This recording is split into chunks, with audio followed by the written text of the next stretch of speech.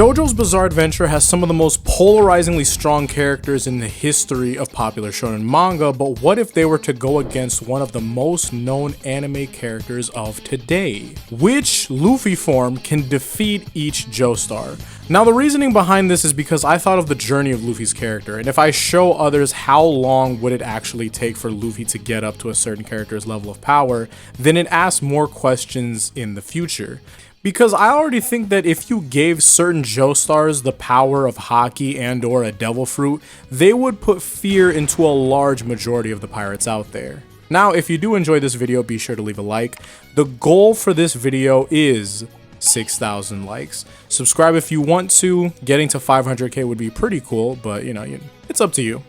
Now, I'd want to go about this in chronological order, but I'm going to be using a randomizer. And the first part that I got is 4. So that means Josuke Higashikata versus Luffy. Now, when could Luffy get a good chance in beating Josuke? Well, firstly, we need to understand what Josuke can do. His Stand Crazy Diamond, most understand him as just, this is Star Platinum without time stop. Fair idea. He's shown he can keep up with Jotaro in terms of speed. He's went toe-to-toe with Kira and won, which is someone that Jotaro had just completely destroyed in their fight.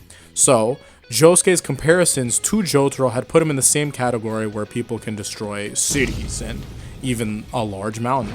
Now, when does Luffy reach this kind of power? Well, his first real shot at matching this destructive ability comes from Skypiea with the Enel fight.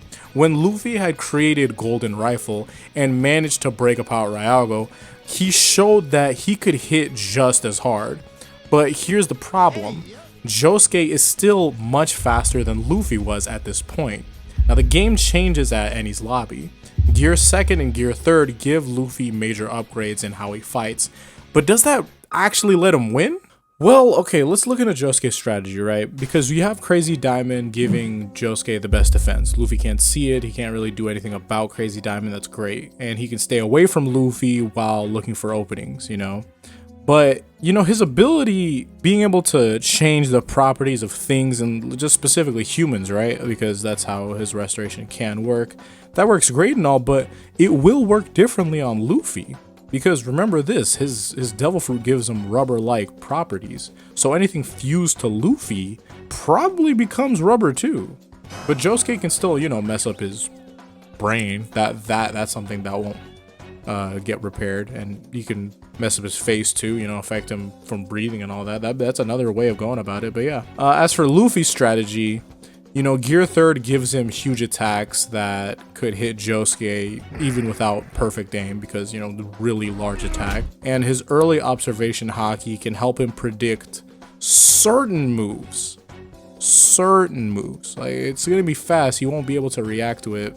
But the good thing is that he'll just know that something's happening and to avoid that entirely. And, even with haki, Josuke's speed still means that Josuke can still dodge and counter a lot of this stuff. So again, he has to do this from a distance. So I'd say with the ability to create such a giant object being, his fists, Luffy, and hitting the general area would be the most effective case that we can think of for this early of Luffy. And while Josuke can use his restoration to help propel him to whatever he's restoring, that's great. And if Luffy does miss, that's double great. Then that means Luffy would end up shrinking, as in this time he hadn't mastered Gear 3rd yet. So the verdict here is Josuke is too capable and too fast for Luffy to defeat him, even if he did have a strength difference against Josuke. That isn't enough. So the best time and the best form for Luffy to truly defeat Josuke would have to be post time skip. And I'm going to pick Return to Sabaody. Reason being, he no longer suffers from the drawbacks of Gear 3rd as he's mastered it. And even if Josuke is faster, he's bettered his observation haki and speed since then. Now, look, alright, a more solidified version of Luffy is in Fishman Island.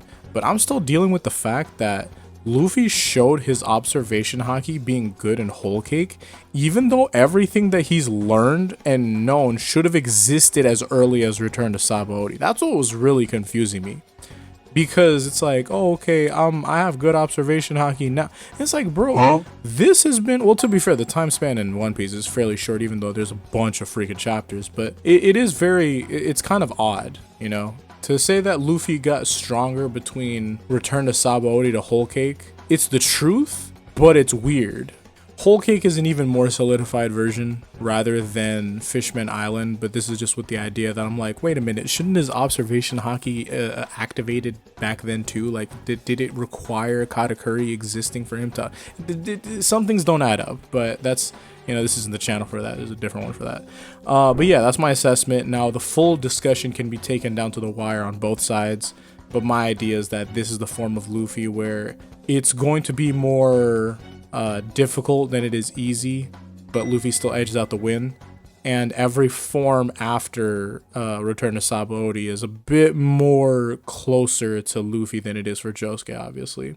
Now the next Joestar being randomized is 2, so that's part 2, Joseph Joestar from Battle Tendency.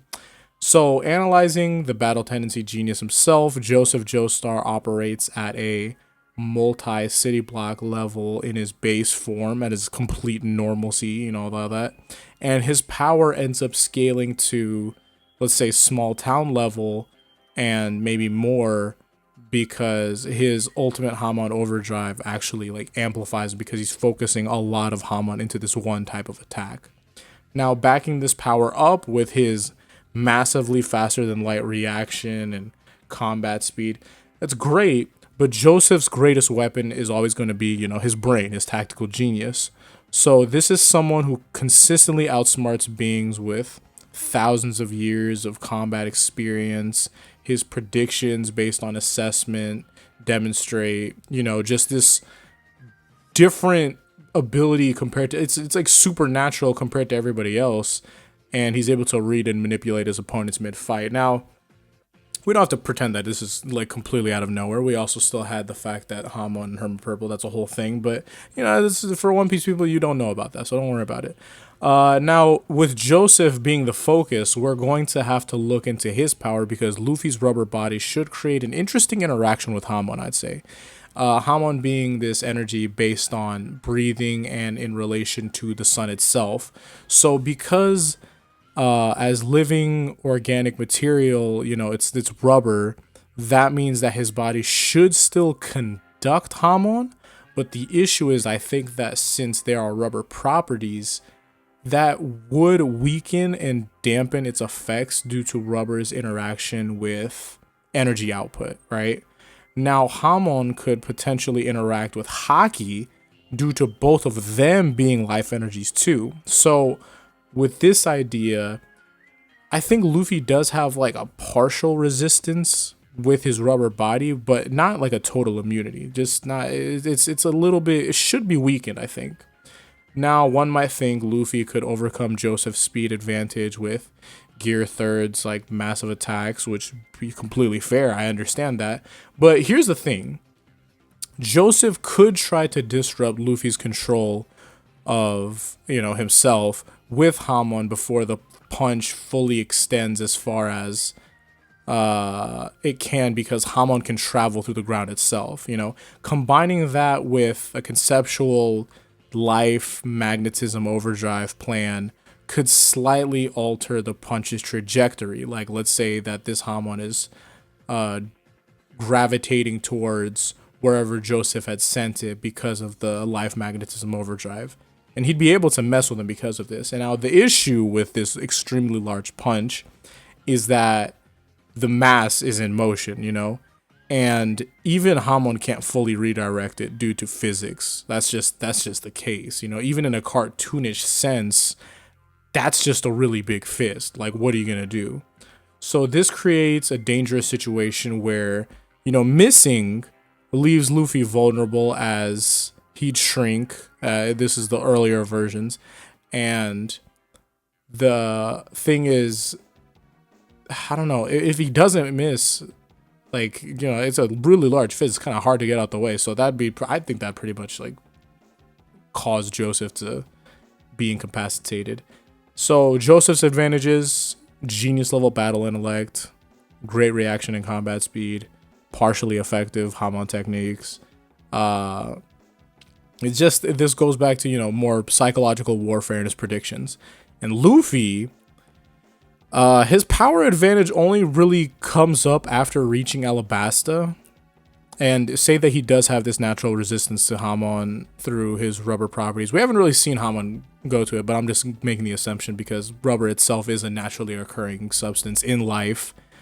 And it just has these issues with conduction and energy and all that. Now, growing tactical ability is great for Luffy because he is a battle mind too. He's not intelligent, but he's fight intelligent. That's what matters in this case. And he's adaptable, but it's not the same thing as Joseph's. And the speed gap remains very significant, as it's just a difference between the two. So given all the factors considered, you know, again, the most solid version of Luffy would be needed to be post-time skip.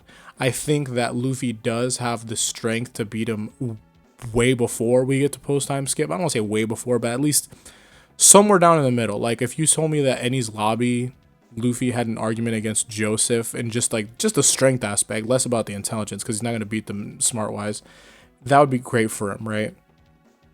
But the most solid version of Luffy, would have to be Whole Cake due to this amazing set of observation haki. This would help him consistently defeat Joseph as is, because prediction and stuff would be cool, but if Luffy just doesn't give him that chance to get to that point and he just straight up goes in there and does his job, we can pretty much wrap this up fairly fast, you know? Plus, he's mastered his techniques by then, so no drawbacks. Meanwhile, if this was Enies Lobby Luffy, Joseph can definitely get himself out of that one large punch, and then Luffy is just set back completely, and then he just whoop him at that point. So again, Whole Cake is the most definitive, but I think Fishman Island and Return to Sabaody with Joseph can be made fair. It goes into what someone values, though, as a scaler and all that. Like, does Josuke's stand power matter much more than Joseph's intelligence as a character? You know, that's a rough question to some, but I think they're both largely integral. So I think it would kind of make sense why they're in similar areas. In addition to that, when Joseph is no longer able to subdue Luffy with his #1 move, being the ultimate Hamon Overdrive, because that, let's say that's that's large mountain level at best. This post-time skip, Luffy gets to like island level, which is completely different. So at that point, he wouldn't even be able to subdue Luffy, and there's no way to slow him down, especially because this guy's stamina is ridiculous. And as far as an off-script moment, since we're already like 10 minutes plus into the video, I'm going to show a chart that I'll make where it's like, this is every stage of Luffy and how strong he was. Like, that's a ballpark estimate of each of these things to give you an idea of what they're dealing with, because it's just like, okay, how come he isn't explaining something like Arlong Park Luffy? And I'm just like, because it's a given, and they would whoop him at that point. Now we've come over into part 6 with Stone Ocean's Jolyne Kujo and her stand Stone Free. Now initially you might think that this might be a similar case to Josuke, and you know, again, that's a fair assessment. As far as for how Jolyne Stone Free works, I think it changes up a good bit, because I know that Josuke works really well with his environment, but Jolyne is her environment, you know, for her multiple defensive tactics, like unraveling her body, creating these string networks, and just, you know, just in any way she can really apply her string. It's way easier than applying it to Josuke, who can't use restoration on himself. It's a whole thing. I think that she can be doing really well against Luffy, especially considering that this is another stand that Luffy can't see, and the same case goes with these strings, you know.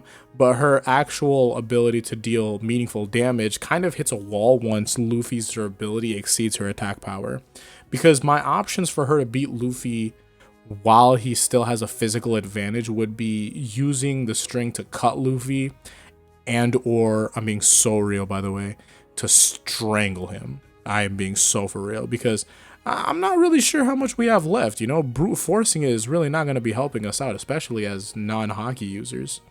And I don't think we really have to wait until Dressrosa for Luffy to handle this fight. I know that Dressrosa gives him more experience with a string user, but unfortunately speaking, in a head-to-head, you have like Doflamingo versus Jolyne. Jolyne has the speed, but it's also like, this is Doflamingo, and it's really unfortunate in terms of strength, I'd say.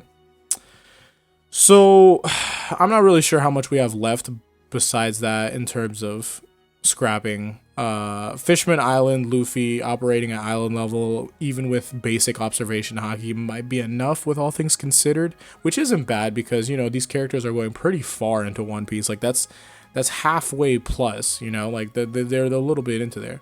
So scaling wise, they'd be strong enough to be, you know, one of the 7 warlords from what our evidence is going like.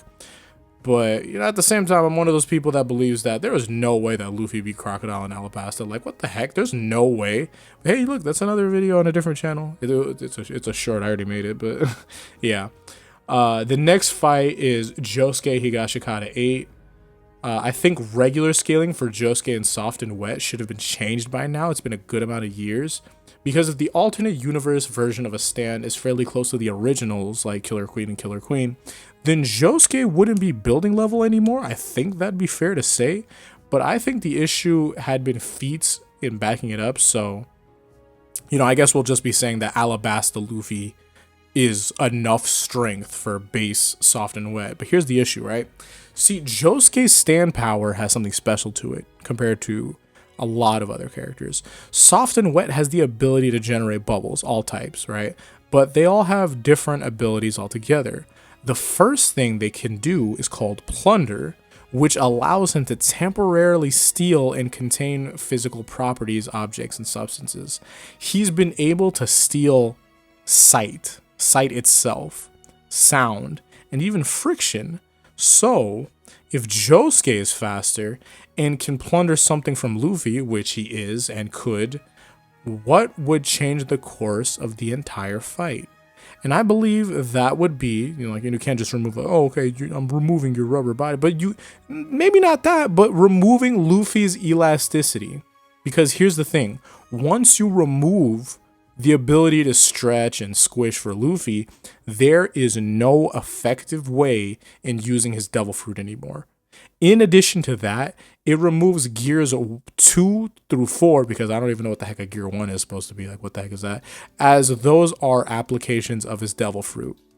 Gears 2 through 4 are just completely gone. Now, the issue is Josuke being building level, which means that even if he does remove the elasticity, you know, besides his speed, what is he really going to do with helping beat Luffy in this current state, right? Not much. He has explosive bubbles too. And, you know, there's a large possibility he can get those bubbles to blow up under Luffy's skin and all. But I don't think that just means that he wins. Luffy's dealt with one of those broke works people, and that guy could blow people up. And it was just like, hey, look, the comparable strength to each two. And if now the strength gap is wide, like, what at that point, what's going to happen? You know, so unless Josuke can plunder multiple things at once, which I don't really remember him being able to do so. He's put multiple things in bubbles, but being able to plunder multiple things, I'm not exactly sure. That would be busted, and I think that would definitely help him win, but I need some proof of that because I genuinely can't recall him being able to double plunder. So yeah, that means that he'd be able to lose to someone as simple as, like, I guess Alabasta Luffy, like that really early on. Or someone pre-time skip, you know, they just somewhere around there. Thriller Bark Luffy, Marine Ford Luffy is the same one as Thriller Bark Luffy. It hasn't been that long of time, but yeah. But that's just one part of Josuke, you know, good thing. See, Josuke has this power, and he levels this up at the end of JoJo's, and he achieves the power to go beyond. And I don't mean like go beyond plus ultra. I mean his power is called go beyond. So with Soft and Wet go beyond, it creates invisible bubbles that truly don't exist in this world. They're theoretically non-existent and don't abide by space-time and transcend logic and reason. You cannot counter this with durability or the logic of power. If this bubble is going towards your direction, you are going to die. And it's not just Josuke's power being effective. Josuke has great combat intelligence as is, you know. He's instantly analyzed his opponent's powers and thought of counters on the fly. He's used his bubbles to store elements that will matter for later, that matter in the fight.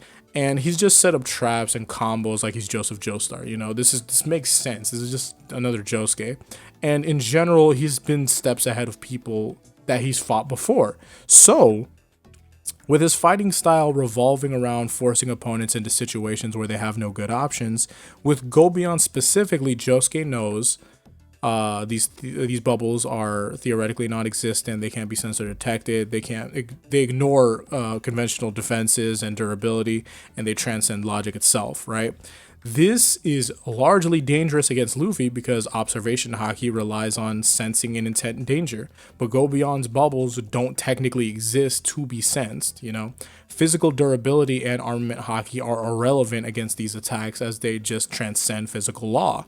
So even if Luffy does see Josuke's movements, just body-wise because he can't see the stand, he can't track the bubbles themselves. The bubbles can be countered or redirected since they operate outside of normal physics. So while Luffy has incredible combat instincts and future sight, he's essentially fighting an opponent, and this is someone who has invisible defenses, invisible offenses, you know, just undetectable attacks. They ignore everything. And combined with Josuke's brain, he just really needs to create one good opening, which he will get, to shoot a Go Beyond bubble and completely end the fight. This effectively turns this battle of power into not exactly a battle of attrition, but just more so like, hey, look, I'm looking for my shot, and this shot's going to be made instantly because I'm way, way, way faster than you. And Josuke only needs to succeed once, while Luffy has to avoid something that he can't even detect. Like, come on, that's just, you're setting that guy up for failure at that point. So I guess the better question at this point is, hey, look, Caleb, can Luffy even beat Josuke 8 in the current state where he's at? Everything, Gear 5 included, all versions of Luffy? I don't think so. I don't think so at all. I just don't think that there's any reason to believe that he should be able to. And trust me, I just went through these other Joestars and I told you how it is. I'm not being like some sort of extra person. I'm being fairly reasonable with this. It's just that how exactly, like genuinely to yourself, how are you supposed to get out of the way or dodge something that completely goes through all of your defenses and is extremely faster than you? That you just don't. You just get hit by it. There's no other way. Now we're shaking it up a little bit more, and it's taking us to part 1. Okay. The original Joestar himself, Jonathan. So after his peak receiving Zeppelin's remaining Hamon, Jonathan operates at a higher end of multi-city black level, potentially touching small town level and further past that in attack potency. This puts him at an interesting spot since, you know, he's gotten significantly stronger for how early he appeared in the grand scheme of JoJo. Backing this power is, you know, more faster than light combat speed and, you know, reaction speed, which gives him a massive advantage in the earlier fights. And while Jonathan isn't exactly the tactical genius that Joseph is, he's a very skilled fighter who's mastered Hamon and martial arts through intense training.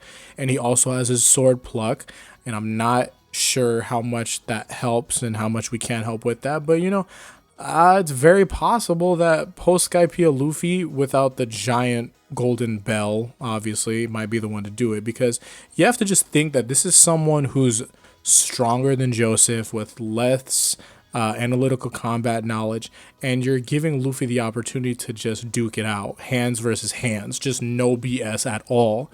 Then at that point, it's just whatever Luffy is stronger, speed or not, that's what's going to matter here. So at that point, yeah, post-Skypiea Luffy, hands up only, he loses the Duke's fight. I think he should, at least. Next, we're on to a hitter one, which I'll be using this to help fully grasp the idea of what's going on, because Jotaro Kujo in his stand Star Platinum is next. Alright, so Star Platinum operates at a mountain level attack potency with massively faster than light combat speed. Combined with a 5-second time stop, this puts Jotaro in a unique position against Luffy, right?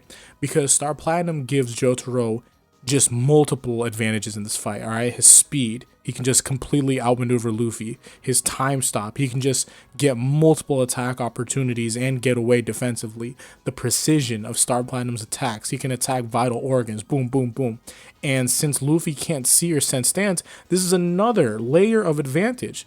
All of this backs up with his large amount of power and attack potency.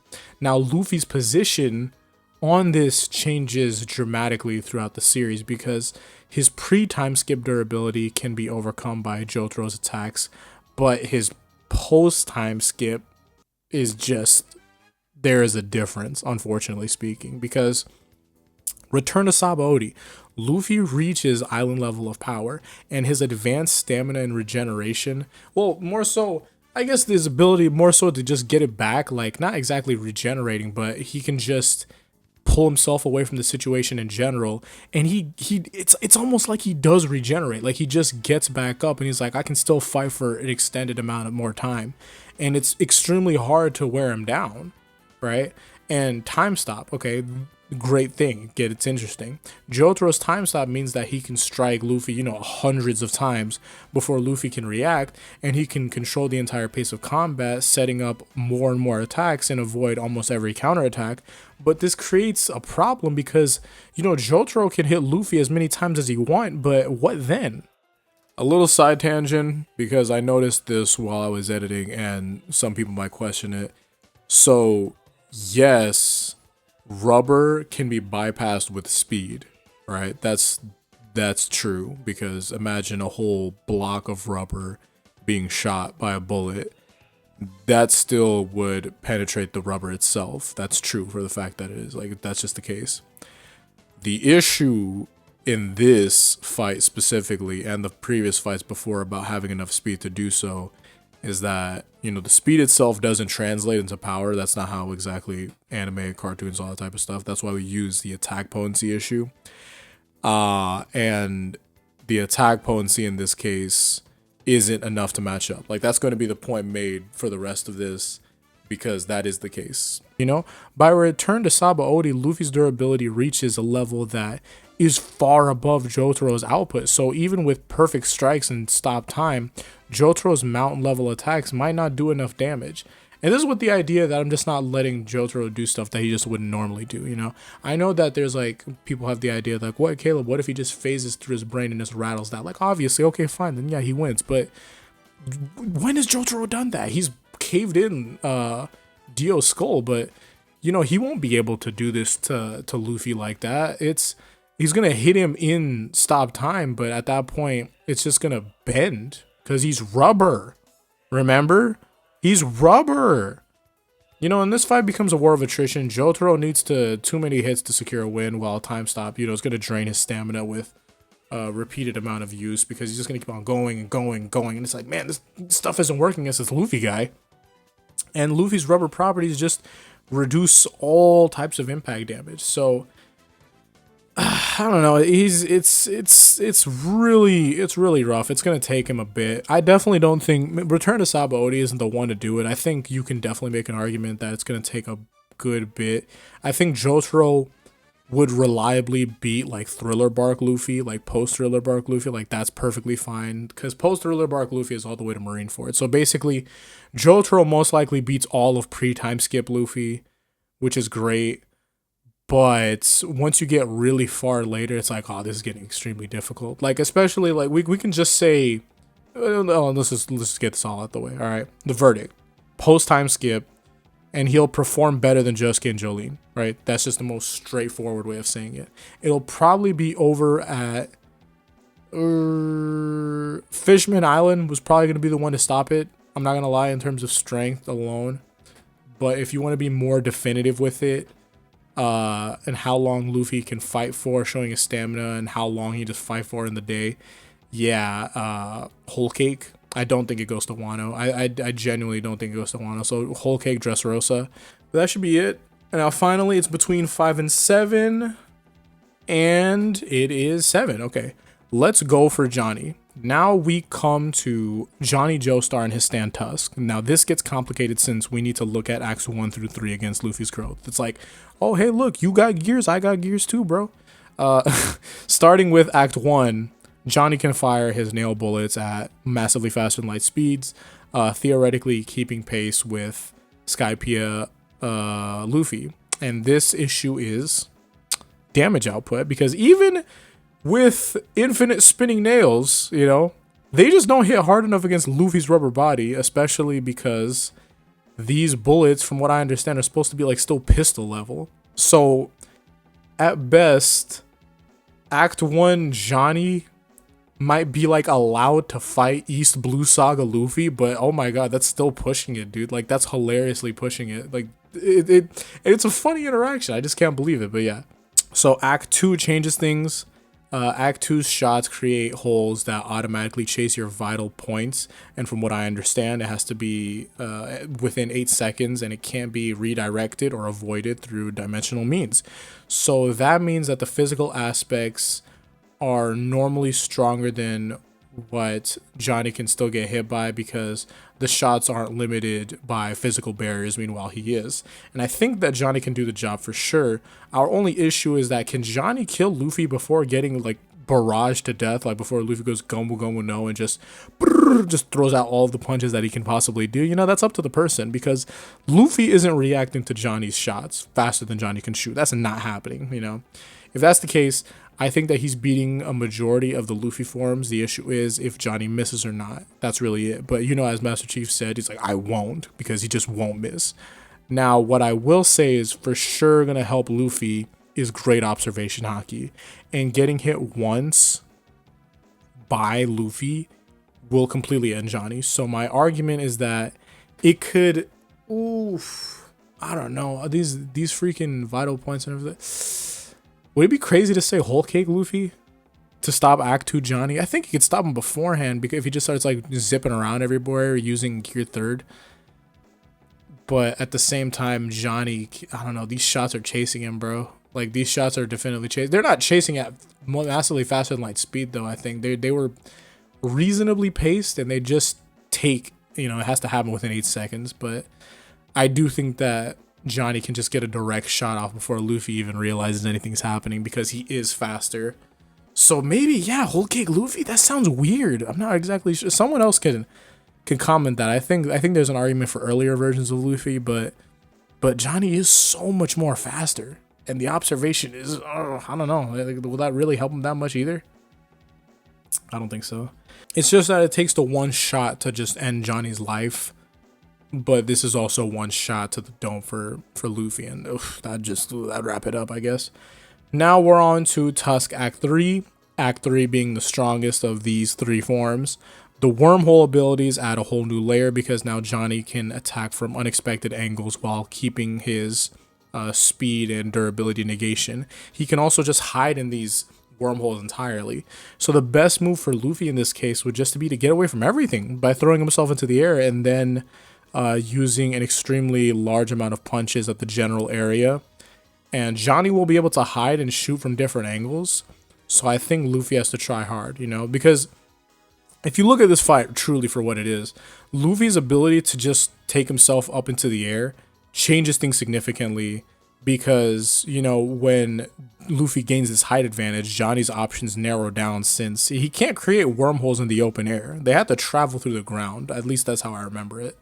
And Luffy's aerial advantages give him like this tactic to just, oh, okay, I'm going to use Gomu Gomu no Gatling or Storm and create this barrage of punches, which makes it harder for Johnny to find clean shots. And it's like, is he really going to block that? I don't really think so.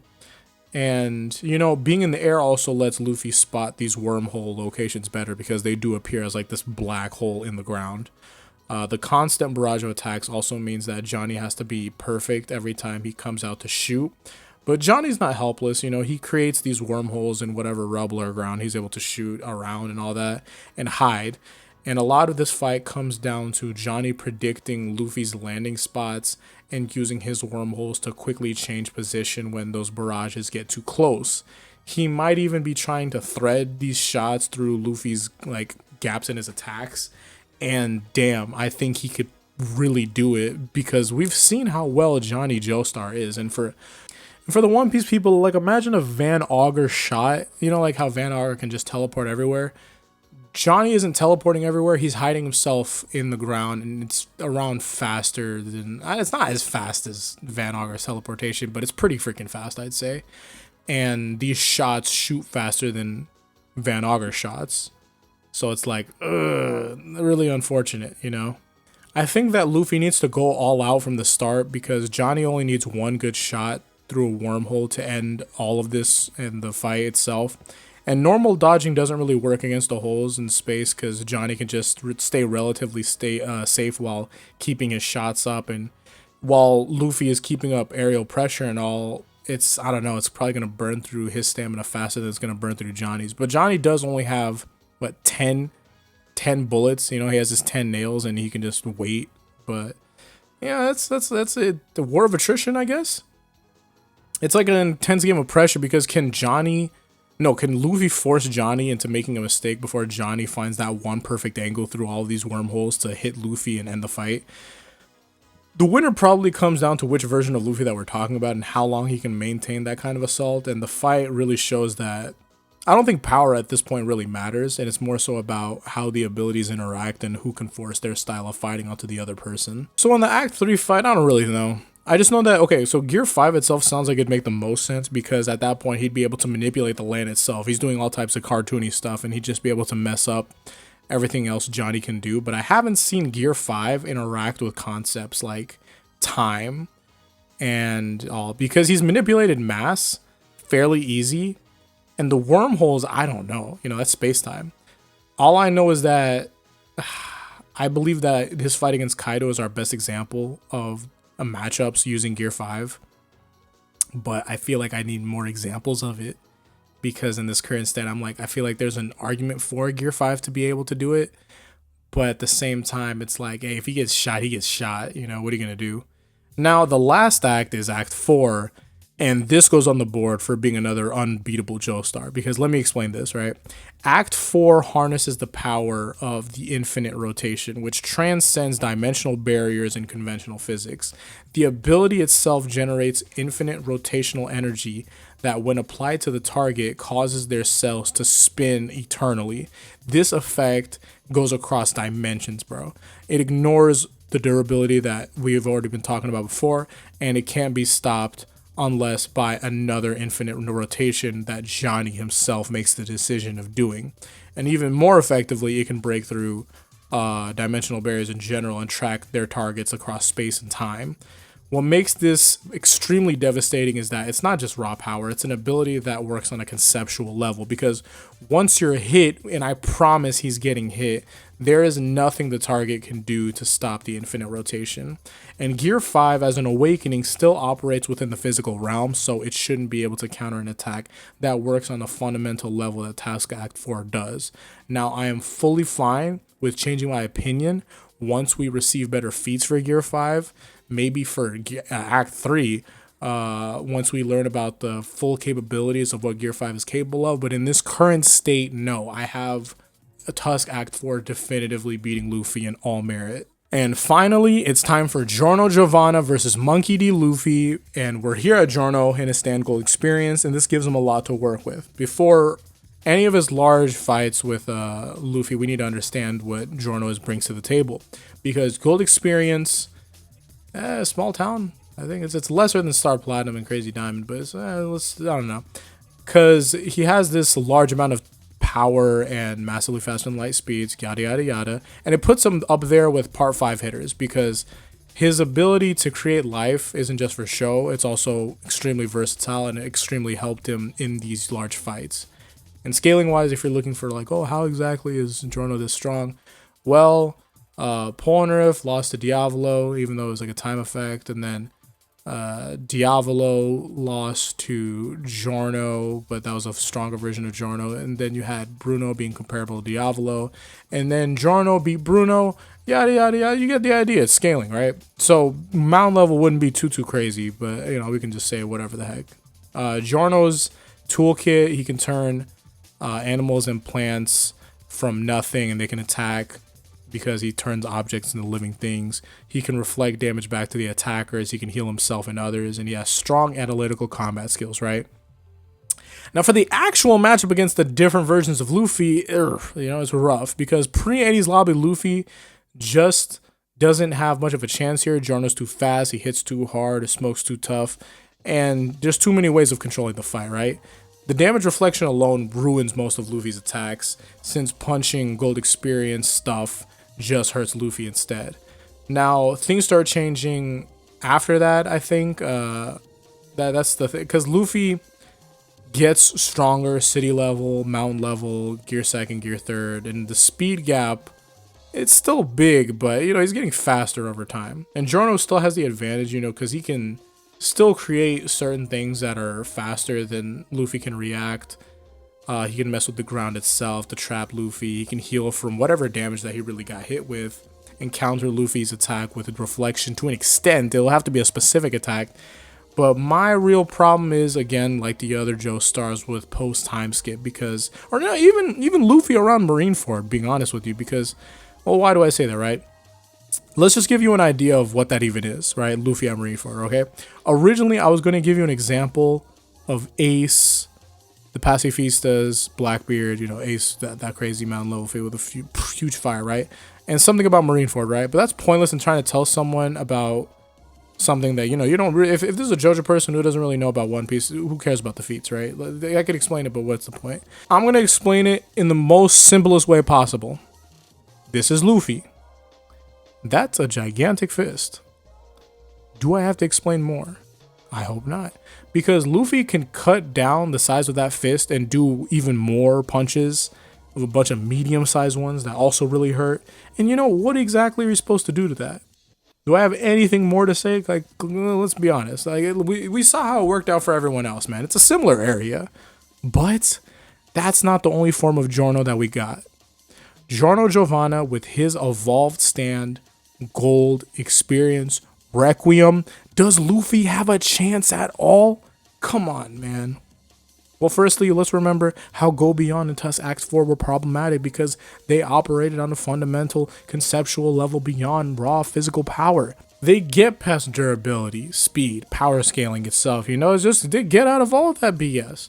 GER takes this to an even higher level. Not higher than those two I just mentioned, but I'm just saying higher than what Luffy is capable of, alright?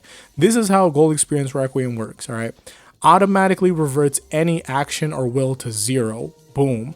Acts independently of time and causality. Boom. Activates automatically without Giorno's input. Boom. Cannot be overwhelmed by raw power.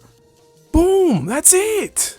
Here's why Luffy's forms can't win. There's no physical solution. Even with Gear 5's reality warping, that's still physical manipulation. Raw power cannot overcome causality denial. Speed becomes irrelevant when actions are nullified. 2. There is no tactical solution. Future sight can't predict actions that never happen. Observation haki relies on sensing intent and danger that GER erases. Even if Luffy sees GER coming, he can't counter cause-effect manipulation. 3. No power-based solution. Haki, no matter how advanced it has been, it still works within these physical laws. Devil Fruit Awakening still operates on the material level. GER negates effects before they occur regardless of power. The fundamental problem is that, like Tusk Act 4's intermittent rotation and Go Beyond's non-existent bubbles, GER operates on a level of reality that Luffy's abilities just simply don't interact with. While Luffy can punch really hard, stretch reality to an extent, become a cartoon character with Gear 5, he's still bound by cause and effect, which is exactly what GER controls. This makes GER not a difficult matchup, but a conceptually impossible one for Luffy to overcome with his current powers and abilities. You want the One Piece? It's probably easier to get than beating GER, baby. Is over. Now, if you did enjoy the video, please leave a like. I know that you getting to the end is more than enough, but I do appreciate if you did so because it took a lot of time to make this video. It's like 40 minutes, dude. That's crazy. Subscribing is all up to you as well. I do want to hit 500k. It's really whatever. But thank you all for watching. Oh my goodness, it means a lot to me. This far into the video, you're wild. Hopefully I'll see you all in the next one. Until then, peace out and Godspeed.